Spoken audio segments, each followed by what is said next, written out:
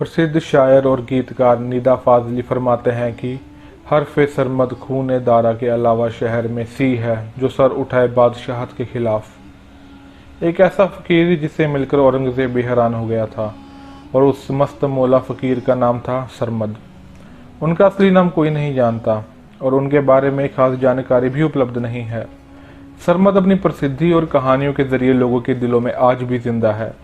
कहा जाता है कि सरमद का जन्म ईरान के एक यहूदी व्यापारी परिवार में हुआ था। काबिल गुरुओं से यहूदी धर्म और इस्लाम के बारे में शिक्षा लेने के बाद उनकी समझ विकसित हुई थी। सरमद ने धार्मिक शिक्षा ग्रहण करने के पश्चात इस्लाम को अपना लिया था, परंतु उनके व्यवहार से लगता था कि वह सभी धर्मों से ऊपर उठ चुके हैं। सरमद जब बड़े हुए तो व्यापार और अध्ययन के दोहरे मकसद से हिंदुस्तान को रुख किया। वह सिंध होते हुए भारत आए थे। सरमद ने सिंध में 2 साल बिताए। वहीं उनकी मुलाकात अभयचंद से हुई। यह एक ऐसी दोस्ती बनी जो ता जिंदगी बनी रही। कहा जाता है कि मिलने के बाद दोनों दुनियावी चीज़ों से विमुख हो गए थे। सिंध से दोनों लाहौर चले गए, फिर दक्कन होते हुए आखिर में दिल्ली पहुंचे। सरमद जब दिल्ली पहुंचे तो वहां उनकी मुलाकात दारा शिकोह से हुई। दारा शिकोह औरंगज़ेब के बड़े भाई थे, लेकिन वह औरंगज़ेब से बिल्कुल अलग थे। वे हिंदू, बौद्ध तथा जैन समेत दूसरे धर्मों के विद्वानों के साथ चर्चा करना पसंद करते थे। दारा शिकोह ने हिंदू आध्यात्मिक ग्रंथों का फारसी में अनुवाद करवाया था। सरमद और दारा शिकोह का मिजाज मिलने से दोनों में गहरी दोस्ती हो गई। कहा जाता है कि एक बार औरंगज़ेब अपने काफिले के साथ जा रहा था। रास्ते में उसे सरमद दिखे। वह नंगा बैठा हुआ था। सरमद को इस हालत में देखकर बादशाह को गुस्सा आ गया। उसने गुस्से में बोला, तुम नंगे क्यों बैठे हो? बगल में रखे कंबल से बदन को ढक क्यों नहीं लेते? सरमद ने कहा, आप कंबल उठाकर खुद क्यों नहीं ढक देते?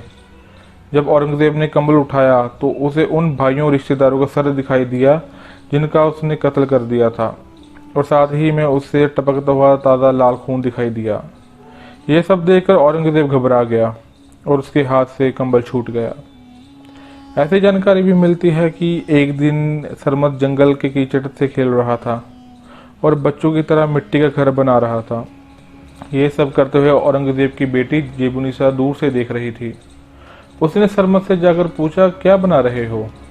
सरमद ने जवाब दिया, स्वर्ग का महल बना रहा हूँ। जेबुनिसा ने कहा, क्या ये महल बेचोगे? सरमद ने कहा, हाँ, क्यों नहीं। और यह कहकर उसने जेबुनिसा का नाम महल पर लिख दिया और बाकी सब महल तोड़ दिए। उसी रात औरंगज़ेब ने सपने में देखा कि वह स्वर्ग में है और एक महल पे जेबुनिसा का नाम लिखा हुआ है। वह एंटर तो करना चाह रहा है, लेकिन वह उस महल में एंटर नहीं कर पा रहा। जब औरंगज़ेब की अचानक आँख खुली तो वह बहुत हैरान हुआ। अपनी बेटी को बुलावा भेजा और जेबुनिसा ने औरंगज़ेब को सारी बात बताई, और अगले दिन बादशाह ने सरमद को अपने लिए एक महल मांगा।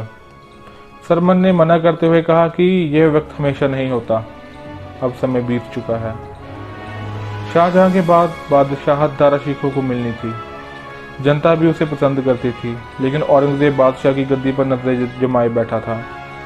अभी तक केवल उसका भाई उसकी परेशानी का कारण था, परंतु अब सरमद भी आ चुका था।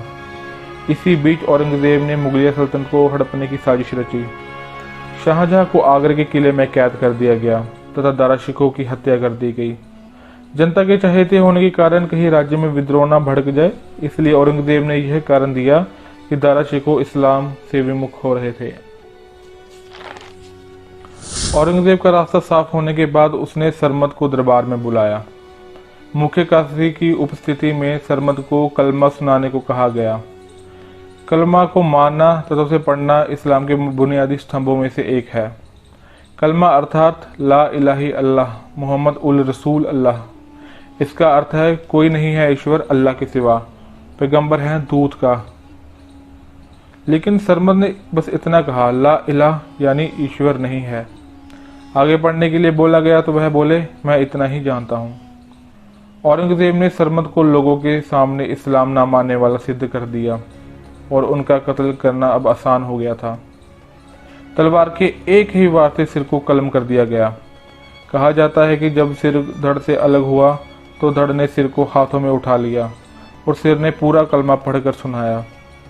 सरमद का धड़ कटे हुए सिर को लेकर जामा मस्जिद की सीढ़ियां चढ़ने लगा और उसी समय भयंकर भूकंप आया और ये मंजर देखकर दिल्ली खौफ में डूब गई।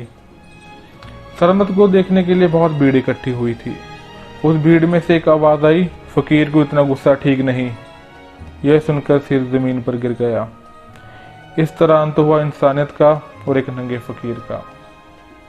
आई होप ये वीडियो आपको अच्छा लगा होगा। अगर ये वीडियो आपको अच्छा लगा हो तो लाइक एंड सब्सक्राइब जरूर